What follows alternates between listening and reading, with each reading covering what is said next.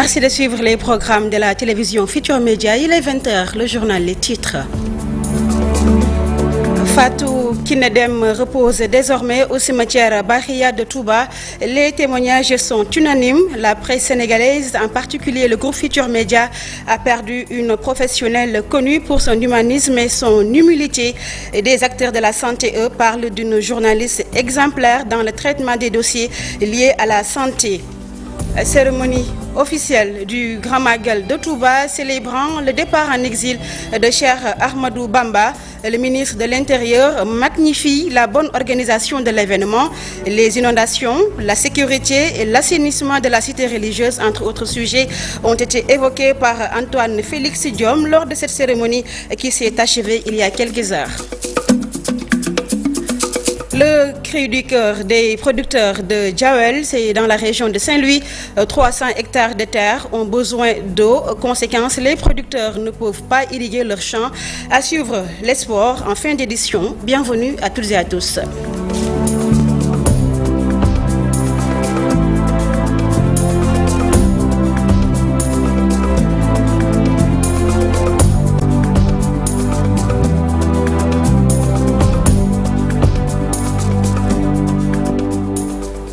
Fatou Kiné Dème repose désormais au cimetière Bahiya, c'est à Touba. Amis, collègues et familles l'ont accompagné jusqu'à sa dernière demeure. On écoute ses témoignages. bokk ci presse moom moo dem di nekk journaliste vraiment boo xam ne professionnel la woon mënoon liggéeyam. Fatou Kiné Dème était très professionnel.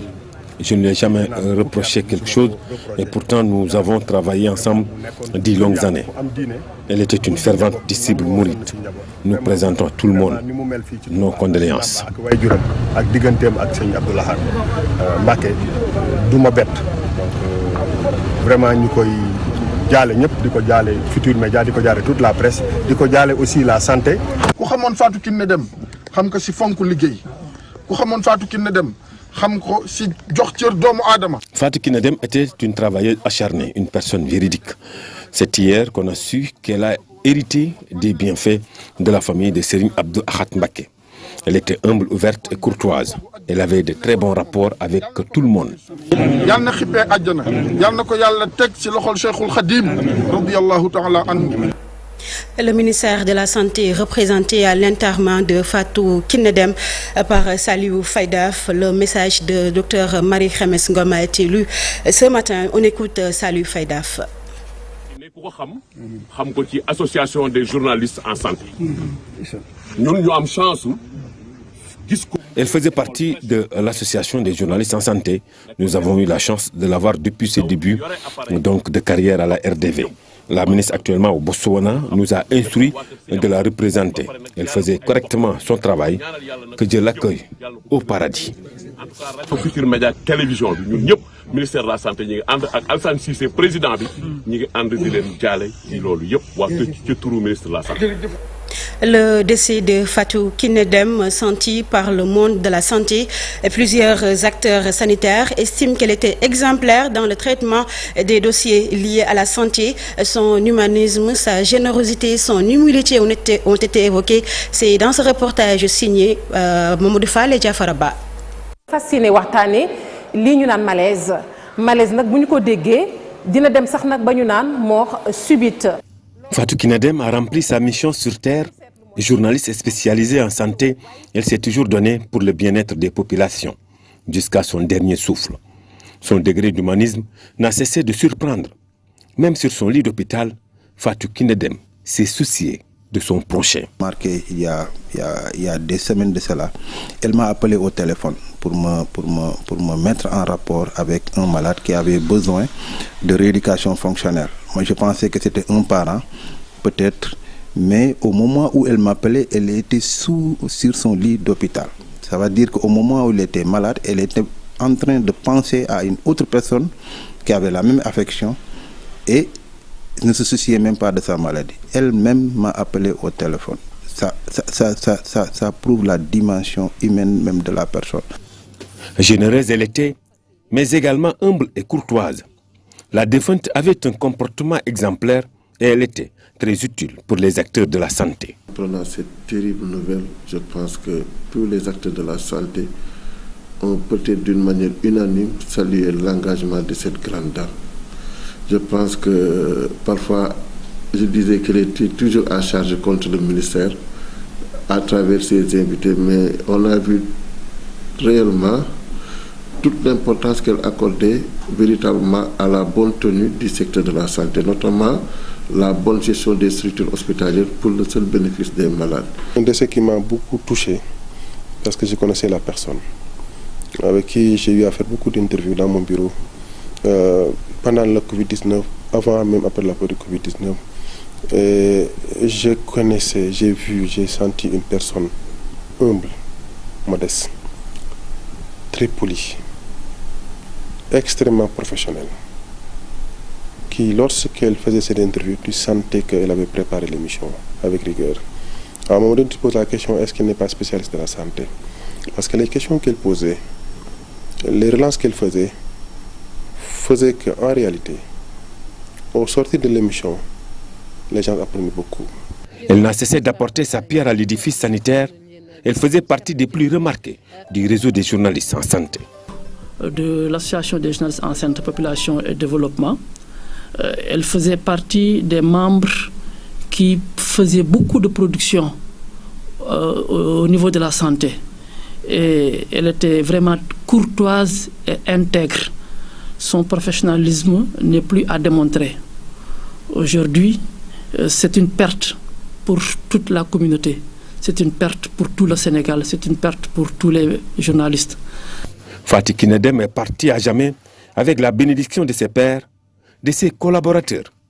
Que le bon Dieu l'accueille en son paradis. Jannatul Firdausi pour Fatou Kiné Dème. Parlons à présent du Grand Magal de Touba. Le ministre de l'Intérieur a conduit la délégation gouvernementale à la cérémonie officielle du Magal, se prononçant sur l'organisation de l'événement célébrant les départs en exil de Khadimou Rassoul. Antoine Félix Diome a magnifié l'œuvre des services de l'État. Parmi les points qui ont été soulevés, il y a les inondations, l'assainissement, la sécurité, entre autres. Antoine Félix Diome, que nous écoutons. Dimension économique. Le Magal de Touba a plusieurs dimensions, notamment économiques, socio-culturelles. Selon les estimations, il y a eu cette année 6 millions de pèlerins. C'est énorme. Avant le Magal, sur instruction du président Macky Sall, nous avons travaillé en étroite collaboration avec le comité d'organisation sous la présidence de Serigne Bass Abdou Khadre pour la réussite de l'événement. Les différents services de l'État se sont mobilisés pour mettre en œuvre les directives concernant l'approvisionnement en eau, l'électricité, les routes, entre autres. Nous savons tous que le Magal de cette année a coïncidé avec l'hivernage. Du coup, les autres pluies ont certes entraîné quelques difficultés, mais nous les avons surmontées. L'ONAS, la DPJ et les sapeurs-pompiers ont été braves dans les opérations pour que tout marche correctement, que ce soit dans les quartiers, les routes, surtout.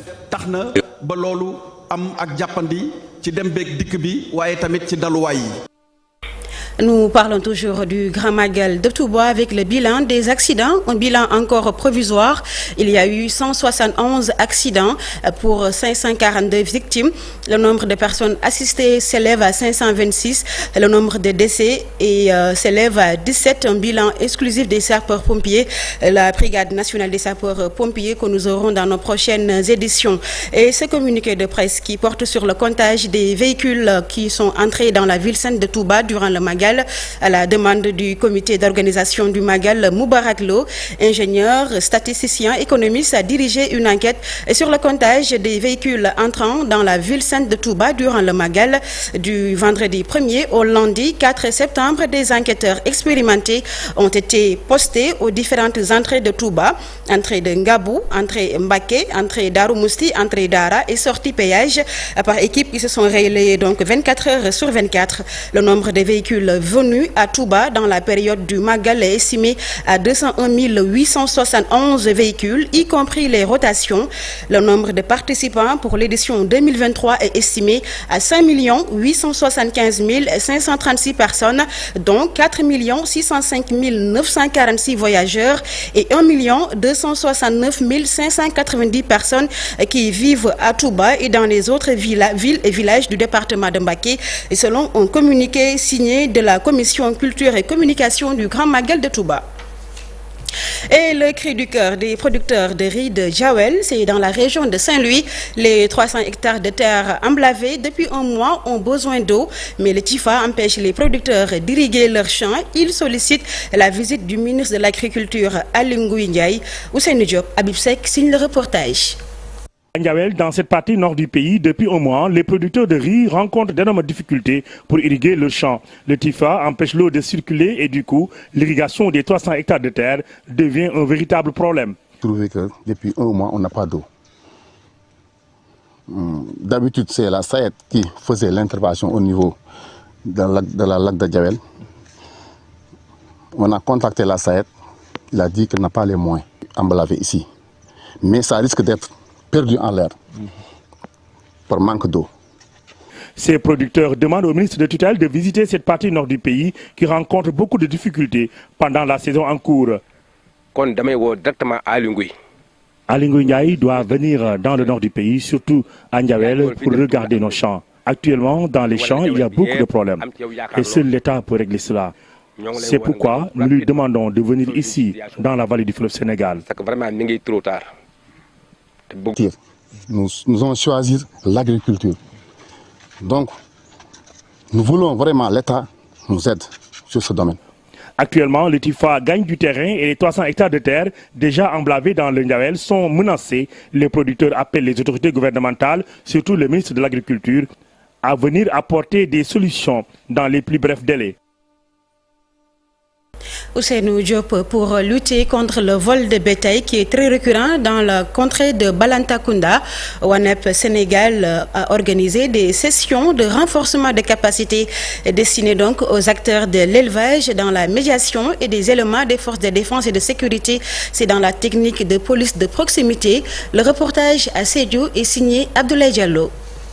La récurrence des cas de vol de bétail sur la bande transfrontalière entre le Sénégal et la Guinée-Bissau n'a pas laissé indifférent ONEP Sénégal et ses partenaires, à savoir Afrique Enjeu et Enfants CP. Ils ont procédé à un renforcement de capacité de plusieurs acteurs pouvant jouer leur partition dans la lutte contre ce phénomène de vol de bétail, cette pratique qui a fini d'appauvrir des populations de la Casamance naturelle, surtout celles vivant dans la contrée du Balantacounda. C'est de participer aux efforts que les autorités déploient dans les deux pays pour lutter contre le vol de bétail par le renforcement des capacités des communautés, des acteurs de l'élevage dans les deux pays. Des éléments des forces de défense et de sécurité ont également subi le même module. Nous avons trouvé indispensable de travailler avec les forces de défense et de sécurité. Rappeler un peu ce qu'ils connaissent déjà, la démarche de police de proximité. Les victimes ne comptent pas lâcher du lest face à leurs assaillants. Nous, en tant que structure de jeunes, nous allons jouer un rôle d'alerte, de médiation. J'allais dire, nous serons transversales dans ce travail. Devant l'impossible, nul n'est tenu. On a tout essayé, on ne sait pas ce qu'il faut faire maintenant. Voilà pourquoi, en tout cas, la communauté a jugé nécessaire de brandir quelque chose qui peut amener les autorités à mieux gérer l'affaire du vol de bétail. Pour le service de l'élevage, les activités de ONEP Sénégal entrent en droite ligne avec les préoccupations de l'État dans la sécurité des personnes et de leurs biens. Vous savez, le ministère de l'élevage a même un comité de lutte contre le vol de bétail qui est basé même au sein du ministère.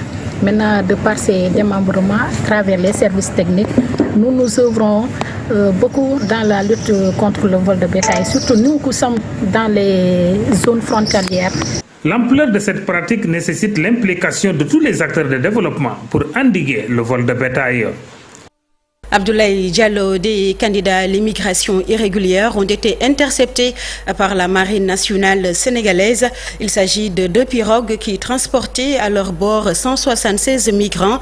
Selon la cellule communication de la marine, l'une des pirogues a été arraisonnée au large de Dakar, à 60 km des côtes, avec 89 migrants qui auraient quitté Mbour. La deuxième aurait quitté Thiaroye et transporté à son bord 87 migrants.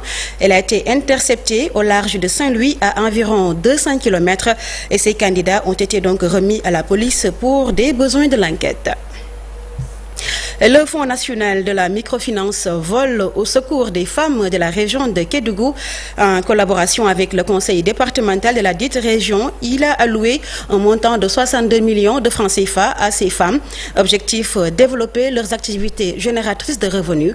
Nous retrouvons à Kédougou Ibrahim Diabakhati et Badra Diaby. C'est un montant de 62 millions de francs CFA qui sont octroyés à titre de subvention à 75 GIE de femmes de la région de Kédougou. Une manière pour le FONAMIF de soutenir le secteur de la microfinance dans la région. C'est des subventions. C'est une enveloppe d'une valeur de 62 millions qui couvre l'ensemble des 3 départements de la région de Kédougou. Nous tous, nous avons constaté à l'époque que cette pandémie a causé beaucoup de dégâts. Une enveloppe de 180 millions, précisément 182 millions, a été débloquée pour financer en tout cas plusieurs GIE à travers en tout cas les 3 départements de Kédougou. Au-delà de ces soutiens, une mise en place d'un dispositif d'encadrement s'avère nécessaire pour mieux accompagner ces femmes dans la gestion de ces subventions. Parlons maintenant politique dans ce 20h avec le renouvellement des instances du Parti démocratique sénégalais dans le département de Dagana. Le secrétaire général de la section Ross Béthio, Ousmane Goudiaby, appelle à plus de sérénité et de responsabilité pour les mandataires dans les différentes régions. Le responsable libéral dans le département de Dagana appelle toutefois les libéraux à redynamiser le parti avant l'arrivée de Karim Wade. Il est au micro de Ousseynou Diop et Dabib Seck. Nous sommes actuellement la force la plus tangible au niveau du département de Dagana pour le PDS. Et donc, nous appelons à beaucoup plus de sérénité et aussi de responsabilité de la part des personnes à qui on a donné la responsabilité de superviser les renouvellements. Les renouvellements actuellement au niveau du PDS, c'est normal parce que pour tout renouvellement de parti, ça a été toujours compliqué. Donc, sur ce, nous interpellons non seulement les structures du parti, mais aussi nous interpellons notre candidat Karim Wade de prêter une oreille attentive à ces renouvellements parce qu'actuellement, il y a trop de bruit autour de ces renouvellements. Ce que je disais, c'est normal qu'il y ait du bruit, mais quand il y a des jeux de complicité et aussi de corruption de part et d'autre, ça pose problème. Donc je remercie l'ensemble des militants de Dagana de s'être présentés aujourd'hui et de nous montrer leur soutien et leur détermination à ce que nous menions la fédération de Dagana. Cet élément met un terme à cette édition. Merci de l'avoir suivi. Merci à toute l'équipe technique qui m'a accompagné, l'équipe technique dirigée par Pierre Da Silva. Merci également à Mambiram Diouf pour la réalisation. Bonne suite des programmes sur la télévision Futurs Médias.